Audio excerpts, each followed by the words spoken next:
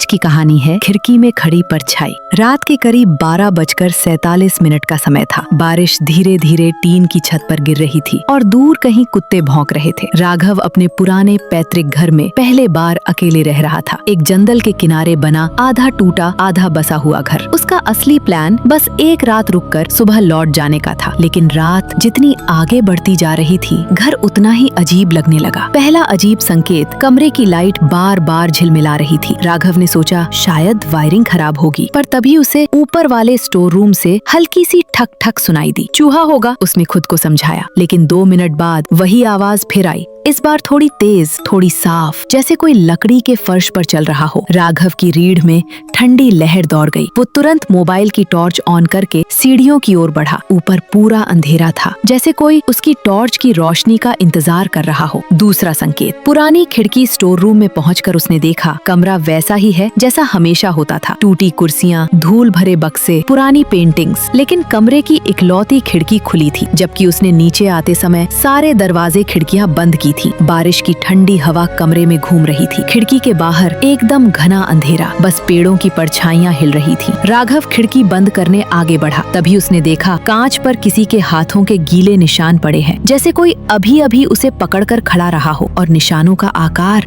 इंसानी हाथों से बड़ा था। तीसरा संकेत, फोटो फ्रेम। वो जल्दी से नीचे आया और लिविंग रूम में बैठ गया। उसकी नजर टीवी के पास रखे एक पुराने फोटो फ्रेम पर पड़ी। उसके दादा की ब्लैक एंड व्हाइट फोटो, लेकिन आज फोटो में कुछ अलग था। दादाजी के पीछे धुंधली सी किसी स्त्री की परछाई दिख रही थी। लंबे गीले बाल, आधा चेहरा ढका हुआ, और ऐसा लग रहा था जैसे वो सीधे कैमरे की तरफ देख रही हो। राघव का दिल जोर जोर से धड़कने लगा। ये फोटो उसने कई बार देखा था, परछाई पहले कभी नहीं थी। चौथा संकेत, खिड़की में खड़ी आकृति। राघव दरवाजा बंद कर सोने की कोशिश कर रहा था, जब अचानक उसे लगा कि खिड़की के बाहर कोई खड़ा है। पहले उसने नजरअंदाज किया, लेकिन कुछ सेकंड बाद कांच पर हल्की हल्की उंगलियों की थप थप सुनाई देने लगी। उसकी सांस रुक गई। वो धीरे से मुड़ा और खिड़की की तरफ देखा। बिजली की चमक के साथ उसने एक झलक देखी। खिड़की के बाहर एक औरत खड़ी थी। चेहरा काला, आंखें खाली, बाल पूरे कांच पर फैले हुए। लेकिन सबसे डरावनी बात, उसका शरीर हवा में थोड़ा तैर रहा था। पांव जमीन से ऊपर। बिजली गई, अंधेरा छा गया और खिड़की के बाहर की आकृति गायब हो गई। अंतिम मोड़, आवाज घर के अंदर से आई। राघव डरकर पीछे हट रहा था। तभी उसे लगा पीछे से कोई धीरे धीरे फुसफुसा रहा है, दरवाजा मत खोलो। उसकी सांस अटक गई। वो पलटा तो कमरे में कोई नहीं था। फिर वही फुसफुसाहट, इस बार और पास से। वो बाहर नहीं, अभी